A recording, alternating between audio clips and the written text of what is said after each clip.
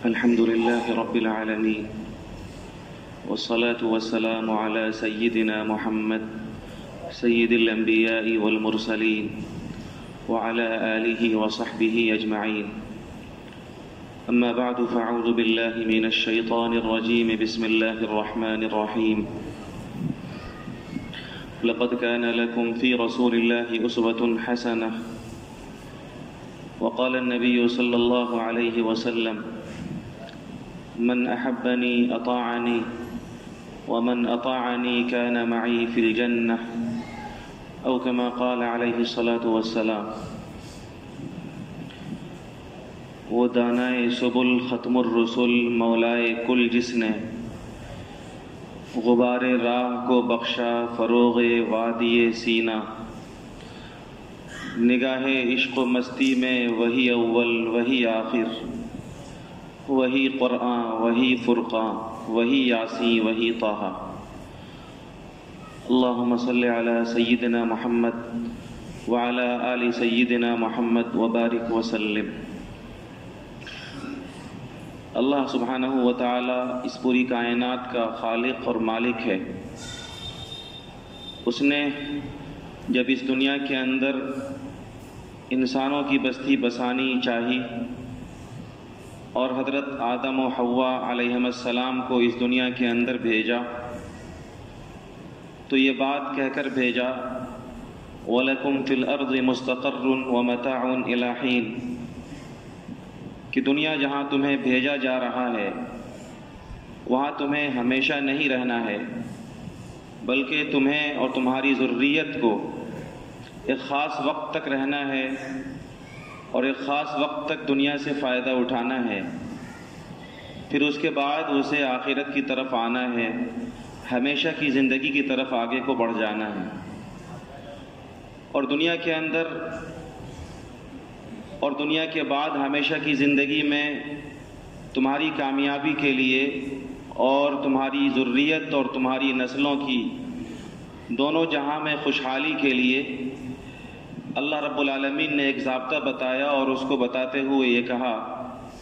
اما یأتینکم منی ھدی فمن اتبع ھدای فلا خوف علیہم ولا هم یحزنون. ظاہر سی بات ہے، دنیا جہاں انہیں بھیجا جا رہا تھا وہاں انہیں آزاد زندگی گزارنے کے لیے نہیں بھیجا جا رہا تھا، بلکہ انہیں ایک خاص مقصد کے لیے بھیجا جا رہا تھا. اور ان کے واسطے سے قیامت تک کے انسانوں کو اس دنیا کے اندر ایک خاص مقصد کے لیے پیدا کیا گیا ہے. اس لیے اللہ تعالیٰ نے حضرت آدم ہی کو یہ ضابطہ بتایا اور حضرت آدم کے ذریعے سے قیامت تک کے انسانوں کے لیے یہ دستور محفوظ کیا قرآن کریم میں کہ تمہارے پاس میری طرف سے جب ہدا آئے، ہدایت نامہ آئے، تو جو کوئی بھی میری ہدایت کو مان لے گا تو اس کے لیے آگے کے لیے بھی کوئی ٹینشن نہیں ہے، آگے کی زندگی کا بھی کوئی اس کے لیے بہت زیادہ پریشانی کی بات نہیں ہے، اور جو زندگی اس کی گزر چکی ہے اس زندگی پر بھی اسے کوئی صدمہ اور افسوس نہیں ہے. اور یہ بھی کہا کہ جن لوگوں نے انکار کر دیا یا جو لوگ میرے اس خدا کو، اس ہدایت کو نہیں مانیں گے، انکار کر دیں گے، فَأُولَٰئِكَ أَصْحَابُ النَّارِ، یہ لوگ جہنم میں جائیں گے جہاں وہ ہمیشہ رہیں گے. سورہ طٰہٰ میں اسی کو اللہ نے کہا: فَمَنِ اتَّبَعَ هُدَايَ فَلَا يَضِلُّ وَلَا يَشْقَىٰ، جو ہدایت میں دوں گا تمہیں اور تمہاری نسلوں کو، تمہاری ذریت کو، تو جو کوئی بھی مان لے گا وہ نہ تو گمراہ ہوگا اور وہ نہ کامیاب ہوگا.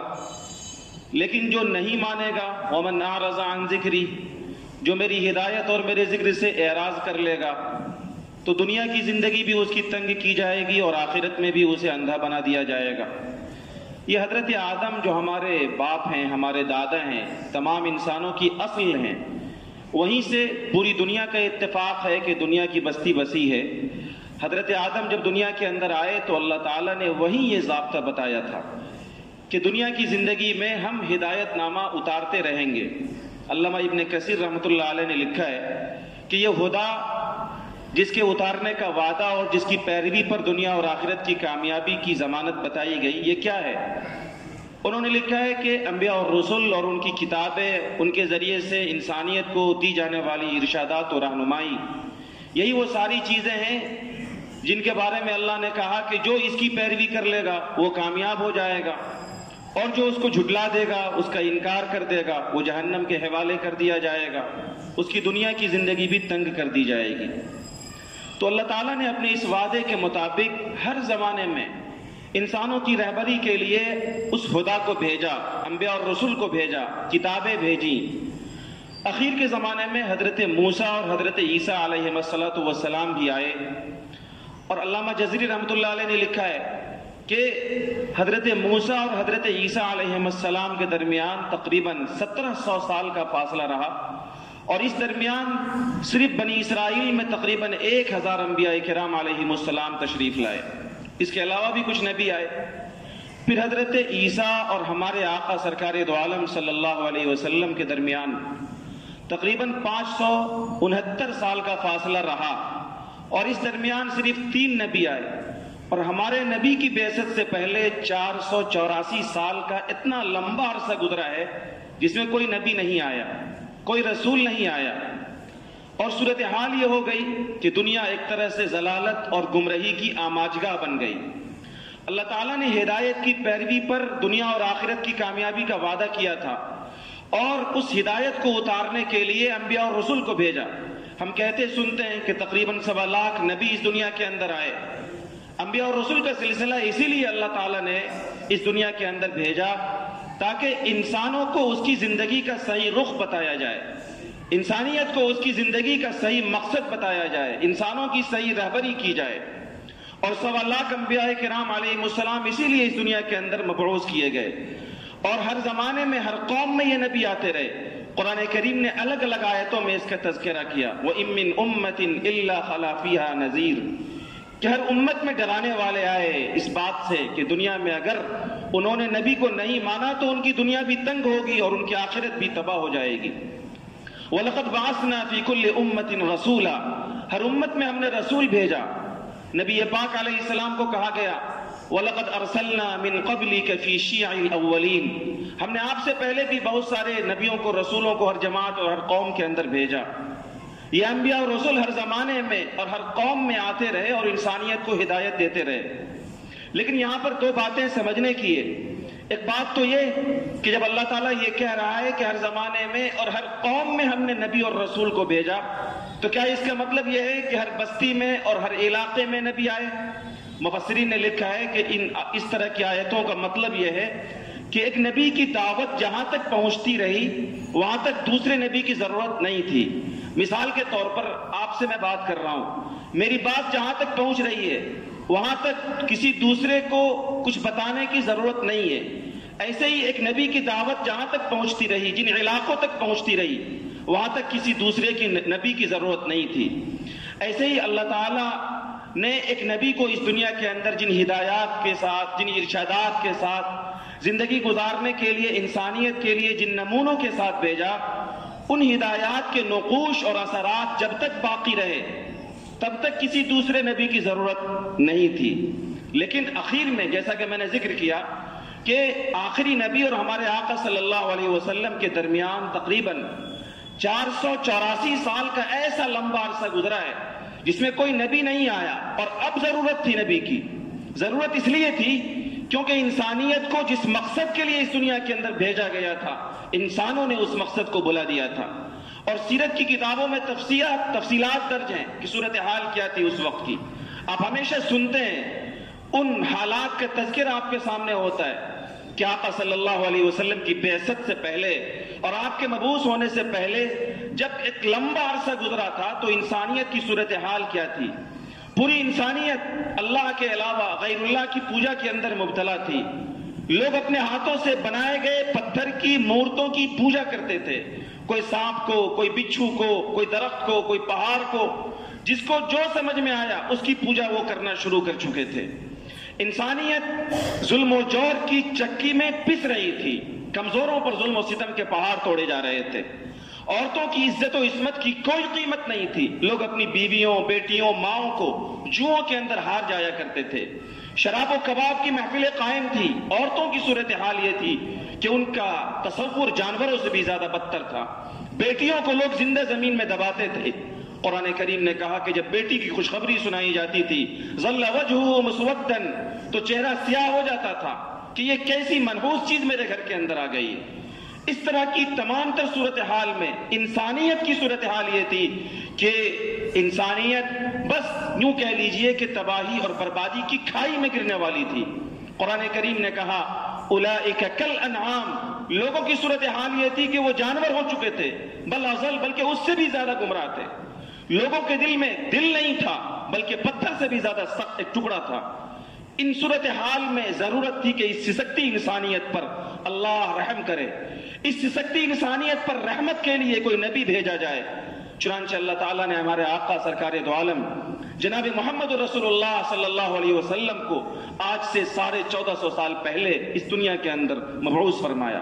اور جس مہینے کے اندر ہمارے آقا تشریف لائے تھے وہ یہی مہینہ ہے، ربیع الاول کا مہینہ۔ اسی مہینے میں ہمارے آقا صلی اللہ علیہ وسلم مشہور روایت کے مطابق 12 تاریخ کو اور تحقیقی روایت کے مطابق 8 یا 9 ربیع الاول کو اس دنیا کے اندر تشریف لائے، اور آپ نے اس دنیا کے اندر آنے کے بعد اپنی بعثت کے بعد صرف 23 سال میں ایک ایسے سماج کو جو ہر طرح کی گمراہیوں کا اور ہر طرح کی برائیوں کا گہوارہ تھا، ایسے سماج میں ایک ایسی تبدیلی پیدا کی کہ معاشرے کا ایک ایک انسان اوپر سے نیچے تک اور اندر سے باہر تک ایسا بدلا کہ قیامت تک کے لیے انسانوں کی اس سوسائٹی کو اللہ تعالیٰ نے نمونہ اور آئیڈیل بنا دیا۔ صحابہ کرام کی وہ مقدس جماعت تیار ہوئی جس جماعت کے بارے میں آقا صلی اللہ علیہ وسلم نے فرمایا اصحابی کالنجوم بأیہم اہتدیتم اقتدیتم، کہ میرے یہ ستارے جو میرے تربیت یافتہ ہیں، انہی شرابیوں، کبابیوں، جواریوں، ظالموں میں آقا صلی اللہ علیہ وسلم نے ایسی محنت کی کہ اس محنت کے بعد ایک ایسی مقدس جماعت ہوئی جس کے بارے میں آقا فرماتے ہیں کہ ان میں کا ہر فرد چمکتے ستارے کی طرح ہے، جس کی بھی پیروی کر لوگے کامیاب ہو جاؤ گے، ہدایت پالو گے۔ میرے بزرگوں، اس دنیا کے اندر ایسا نہیں ہے کہ اس سے پہلے ضلالت اور گمراہی نہیں آئی، یہ اب نہیں ہے، بلکہ پوری انسانیت کی تاریخ گواہ ہے کہ ہر زمانے میں ایسا ہوا ہے، اور ہر صدی میں ایسا ہوا ہے، ہمیشہ ایسا ہوا ہے کہ لوگوں نے اپنی زندگی کے مقصد کو بھولا اور پھر ان انسانیت اور اس سوسائٹی کی اصلاح کے لیے اصلاحی کام کرنے والوں نے محنتیں کی، مذہبی رہنما آئے، شعراء آئے، داعی آئے، اور دنیا کے اندر مختلف تنظیمیں بنی، تحریکیں بنی، اور ان ساری چیزوں کا مقصد یہ تھا کہ سماج کا سدھار کیا جائے، سوسائٹی کی اصلاح کی جائے، انسانیت کو صحیح رخ بتایا جائے، انسانیت کو صحیح جگہ پہ اور صحیح راستے پہ ڈالا جائے۔ لیکن اس پوری انسانیت کی تاریخ اس بات پر گواہ ہے کہ پوری انسانیت کی تاریخ میں اگر کوئی ایسا انسان جس نے معاشرے پر سب سے زیادہ اثر ڈالا، جس نے معاشرت کو سب سے زیادہ روشن تعلیمات دی، جس نے انسانیت کو سب سے زیادہ کامیابی کی طرف لے جانے والے ہدایات دیے، جس کی محنت نے معاشرے کو سب سے زیادہ بدلا، جس کی دعوت و تبلیغ نے معاشرے میں سب سے زیادہ صالح تبدیلی پیدا کی، تو یہ سب سے بڑا نام ہمارے آقا سرکار دو عالم صلی اللہ علیہ وسلم کی ذات گرامی کا ہے۔ اور ہو سکتا ہے کہ میں کہوں یا مجھ جیسا کوئی عالم کہے یا اسلامی تاریخ کا جاننے والا کوئی مسلمان بولے تو لوگوں کو حیرت ہی نہیں بلکہ لوگ اس کو جھٹا کہیں، لوگ اس کو جھٹلائیں کہ یہ اپنے پیغمبر کی عقیدت میں اور اپنے پیغمبر کی محبت میں ایسا بول رہا ہے۔ وہ چونکہ نبی آخر الزمان کو مانتا ہے، اس کی نبوت کو تسلیم کرتا ہے، وہ مسلمان ہے، وہ عالم ہے، وہ مولوی ہے، اس لیے ایسا بول رہا ہے کہ پوری انسانیت کی تاریخ میں سب سے زیادہ کامیاب ہمارے آقا سرکار دو عالم صلی اللہ علیہ وسلم کی ذات ہے۔ ہو سکتا ہے دنیا والے ہمیں تانا دیں، لیکن جب دنیا والوں کو دنیا والوں ہی کی بات بتائی جائے تو پھر شاید وہ اپنی عقل کا علاج کریں اور اپنی عقل پر ماتم کریں۔ میں صرف ایک حوالہ آپ کو بتاتا ہوں کہ امریکہ کے اندر ایک امریکی عیسائی ریسرچر اور مصنف نے آج سے بہت پہلے ایک کتاب لکھی، اور اس مصنف کا انتقال ابھی ہوا ہے غالباً 2012 کے اندر، کوئی بہت پرانی بات نہیں ہے۔ اس نے ایک کتاب لکھی جس کتاب کا نام رکھا دی 100۔ پوری انسانیت کی تاریخ میں اب تک اس عیسائی مصنف کی تحقیق کے مطابق جس نے انسانیت پر سب سے زیادہ اثر ڈالا، جس نے دنیاوی اعتبار سے بھی اور مذہبی اعتبار سے بھی سب سے زیادہ کامیابی حاصل کی، ایسے 100 لوگوں کی تاریخ اس نے مرتب کیے، اور صرف 100 لوگوں کا تذکرہ نہیں کیا بلکہ نمبرنگ کیے، نمبر بائی نمبر، جس نے سب سے زیادہ انسانیت پر اثر ڈالا اس کو نمبر 1 پہ، اس کی تحقیق کے مطابق جس نے انسانیت کو سب سے زیادہ روشن تعلیمات دی اس کو نمبر 2 پہ، اس طریقے سے نمبر بائی نمبر نمبرنگ بھی کی اور زندگی کو بھی محفوظ کیا۔ لیکن حیرت ہوگی کہ یہ لکھنے والا مصنف مذہبی اعتبار سے عیسائی ہے، یہ لکھنے والا مصنف پیشے کے اعتبار سے وہ سائنٹسٹ ہے، لیکن اس نے نمبر 1 پر اپنے پیغمبر حضرت عیسیٰ کا نام نہیں لکھا، اس نے نمبر 1 پر کسی سائنٹسٹ کا نام نہیں لکھا، بلکہ اس نے نمبر 1 پر جس شخصیت کا نام لکھا وہ پیغمبر اسلام ہمارے آقا ہادی برحق رحمت للعالمین جناب محمد رسول اللہ صلی اللہ علیہ وسلم کی ذات گرامی ہے۔ اور امریکہ کے اندر تو عصبیت بہت ہے، اب اس کو ڈاؤٹ ہوا، اس کو شک ہوا کہ شاید اب لوگ ہم پر اعتراض کریں گے کہ تم عیسائی ہو تو نمبر 1 پر عیسیٰ کا نام کیوں نہیں لکھے، تم سائنٹسٹ ہو تو نمبر 1 پر کسی سائنٹسٹ کا نام کیوں نہیں لکھا، تم نے پیغمبر اسلام کا نام کیوں لکھا۔ تو اس نے اس سلسلے میں اس طرح کے تمام تر ہونے والے اعتراضات کا جو جواب دیا وہ واقعی آب زر سے لکھے جانے کے قابل ہے۔ غیروں نے اقرار کیا ہے، نن مسلمز نے اعتراف کیا ہے، وہ لوگ جو نبی آخر الزماں پر ایمان نہیں رکھتے ہیں، وہ مسلمان نہیں ہیں، وہ قرآن کو نہیں مانتے، ان کا اقرار و اعتراف ہے کہ محمد مصطفیٰ صلی اللہ علیہ وسلم اس انسانی تاریخ میں پوری انسانیت کو بدلنے کے لیے اور مذہبی اور دنیاوی اعتبار سے سب سے زیادہ کامیاب ہیں۔ اور ہو سکتا ہے کہ لوگ اس پر اعتراض کریں، ہو سکتا ہے کہ لوگ میرے اوپر اعتراض کریں، مجھ سے پوچھیں کہ کیوں تم نے نمبر 1 پر ان کا نام لکھا، تو اس نے جواب میں لکھا ہے ہی واز دا اونلی مین، پوری انسانی تاریخ میں صرف یہی وہ آدمی ہے who was supremely successful، جو سب سے زیادہ کامیاب ہے on both the secular and religious level، جو مذہبی اعتبار سے بھی اور دنیاوی سیاسی اعتبار سے بھی سب سے زیادہ کامیاب ہے۔ میں ان کی بات سنا کر دراصل اپنے نوجوانوں سے ایک اپیل کرنا چاہتا ہوں۔ آج کی دنیا میں ہر کوئی اپنے آپ کو کسی نہ کسی آئیڈیل میں، کسی نہ کسی نمونے میں ڈھالتا ہے، ہر نوجوان، بلکہ لوگوں نے لکھا ہے کہ ہر انسان اس دنیا کے اندر کسی نہ کسی کی پیروی کرتا ہے۔ آپ کو کسی کا لباس اچھا لگا، آپ نے اس کا لباس اختیار کر لیا، کسی نوجوان کو کسی کا بال اچھا لگا، اس نے اس کے ہیئر اسٹائل کو اختیار کر لیا، کسی نوجوان کو اس کی ایکٹنگ اچھی لگی، چلنے کا انداز اچھا لگا، اس نے اس ایکٹر کی ایکٹنگ اختیار کر لی۔ میرے بھائیوں اور میرے نوجوانوں، اس دنیا کے اندر اگر کسی کی ایکٹنگ کی نقل ہی کرنی ہے، اگر کسی کے نمونے میں اپنے آپ کو ڈھالنا ہی ہے، اگر کسی کے سانچے میں اپنے آپ کو پرونا ہی ہے، تو ہم کیوں آج کل کے نچنیوں کی اتباع کریں، ہم کیوں آج کل کے ناچنے والوں کے ہیئر اسٹائل کو اپنائیں، ہم کیوں آج کل گا کر کے دنیا کے اندر بے حیائی پھیلانے والوں کے لباس کو، ان کی ڈریس کو، ان کی تہذیب اور ان کی سنسکرتی کو اپنائیں، ہم کیوں اس کی سنت کو نہ اپنائیں، ہم کیوں اس نبی کے سانچے میں اپنے آپ کو نہ ڈھالیں جو دنیا کے اندر سب سے زیادہ کامیاب انسان ہے، جو مذہبی اعتبار سے سب سے زیادہ کامیاب انسان ہے۔ اگر اپنے آپ کو کسی کے رنگ میں رنگنا ہے، اگر اپنے آپ کو کسی کے سانچے میں ڈھالنا ہے، اگر اپنے آپ کو کسی کے نمونے میں ڈھالنا ہے، اگر اپنا رہبر، اپنا رہنما، اپنا ہیرو، اپنا ماڈل کسی کو بنانا ہے، تو خدا کی قسم لائق ہے ہمارے آقا سرکار دو عالم جناب محمد رسول اللہ صلی اللہ علیہ وسلم کہ ہم سب ان کے سانچے میں اور ان کے نمونے میں اپنے آپ کو ڈھالیں، اور یہی قرآن کریم کا مطالبہ ہے۔ اللہ تعالیٰ فرماتے ہیں لَقَدْ كَانَ لَكُمْ فِي رَسُولِ اللَّهِ أُسْوَةٌ حَسَنَةٌ، اے مسلمانوں تمہارے لیے جناب رسول اللہ صلی اللہ علیہ وسلم کی زندگی کے اندر، تمہاری زندگی کے تمام تر معاملات میں ایک بہترین نمونہ موجود ہے۔ آپ زندگی کے کسی بھی معاملے کو اٹھائیے، مجھے کیسا لباس پہننا چاہیے، نبی کی زندگی کو دیکھیے، مجھے کیسا بال رکھنا چاہیے، نبی کا اسوہ موجود ہے، مجھے کیسے چلنا چاہیے، نبی کی رہبری موجود ہے، مجھے اپنی بیوی بچوں کے ساتھ، اپنے شاگردوں کے ساتھ، اپنے استاد کے ساتھ، اپنے باپ کے ساتھ، اپنے بھائی کے ساتھ کس طرح کا معاملہ کرنا چاہیے، نبی کی رہبری موجود ہے۔ ہم اگر بزنس مین ہیں تو تجارت کس طرح کرنی چاہیے، نبی پاک صلی اللہ علیہ وسلم کا اسوہ موجود ہے۔ ہم زندگی کے کسی بھی معاملے میں کسی بھی معاملے کو برتنا چاہتے ہیں تو جناب رسول اللہ صلی اللہ علیہ وسلم کے رہنما ہدایات موجود ہیں،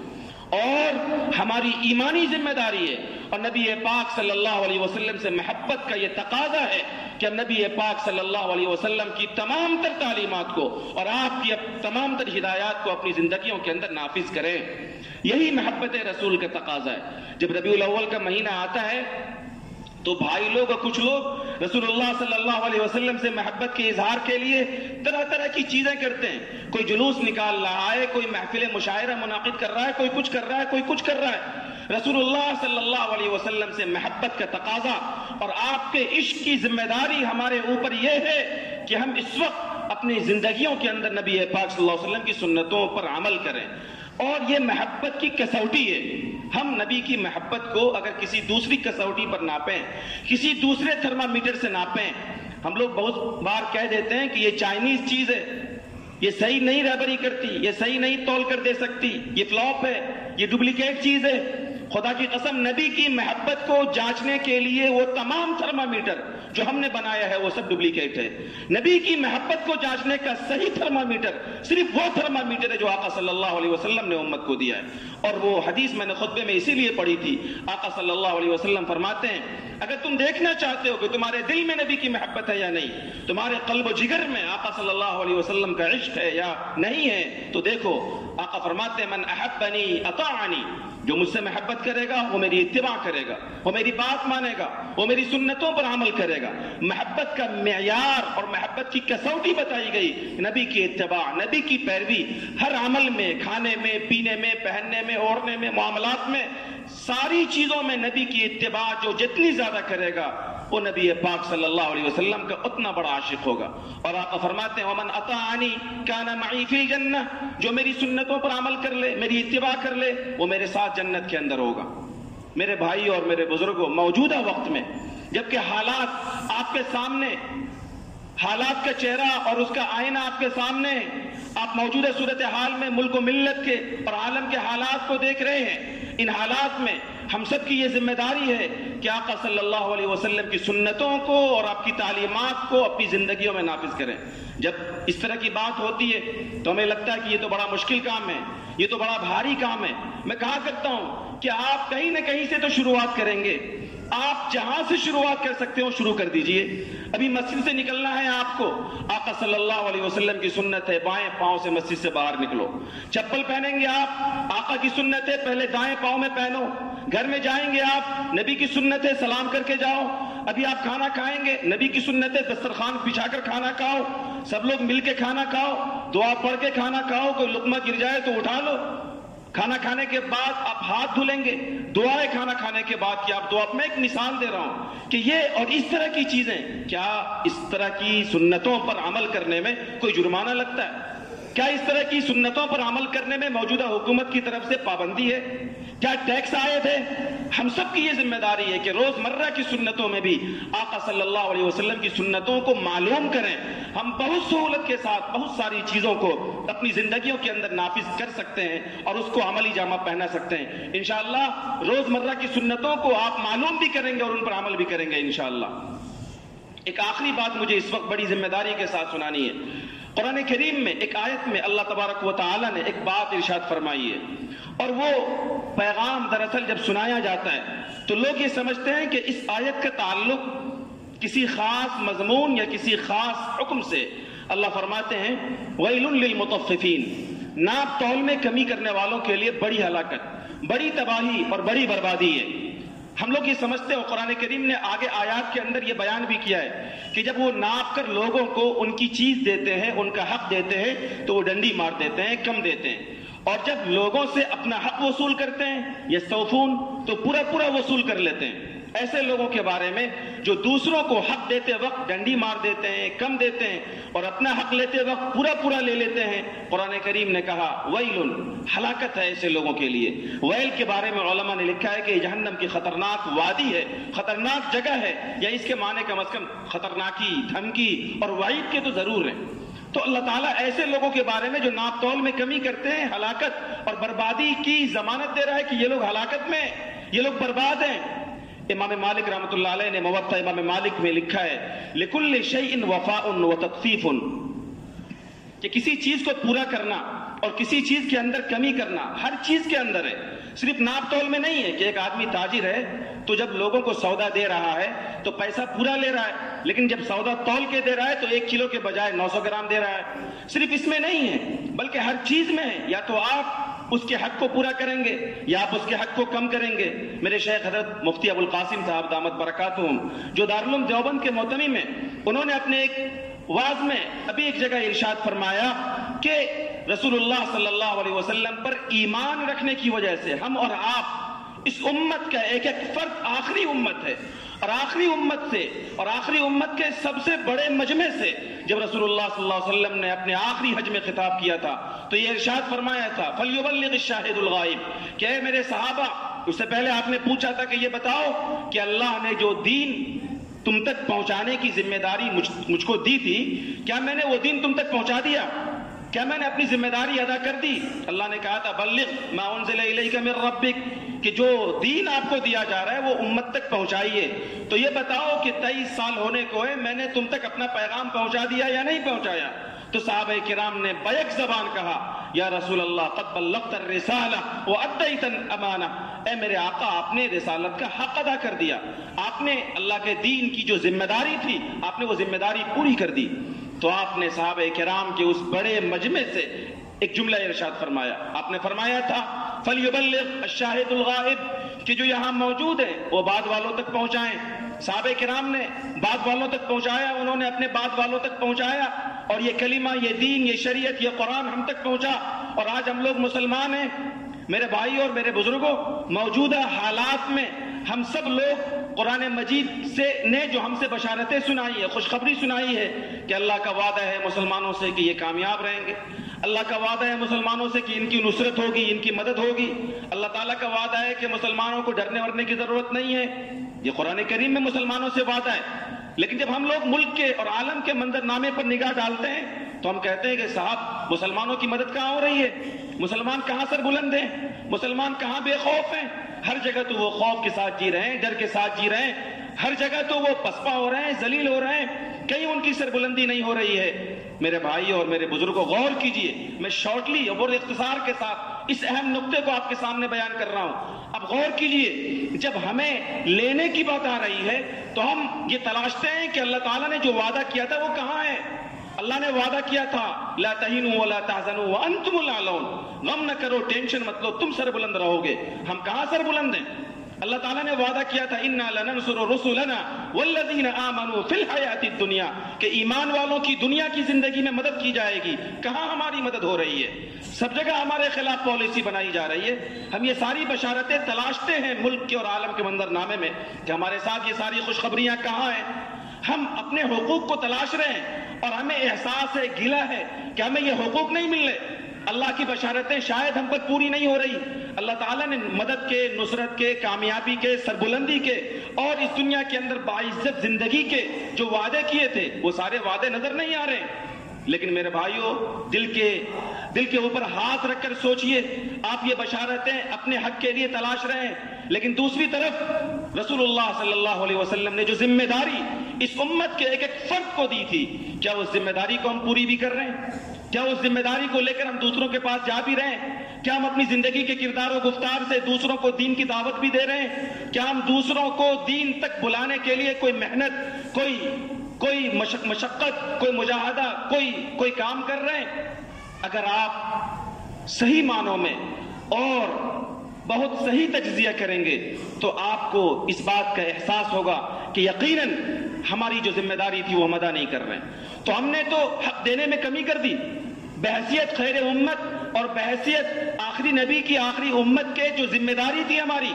ہم اس ذمہ داری کو پوری نہیں کر پا رہے ہیں، ہم اس حق کو ادا کرنے میں کمی کر رہے ہیں، ہم اس حق کو پورا نہیں کر رہے۔ صحابہ نے تو پورا ادا کیا تھا، لیکن صحابہ کے بعد قیامت تک کا ایک ایک فرد اس کی ذمہ داری تھی کہ اپنی زندگی سے بھی اور اپنے کردار و گفتار سے بھی رسول اللہ صلی اللہ علیہ وسلم سے محبت اور آپ کے عشق کے اظہار کے لیے آپ کے دین کو اپنی نسلوں تک اور جہاں تک وہ جا سکتے ہو وہاں تک پہنچائیں۔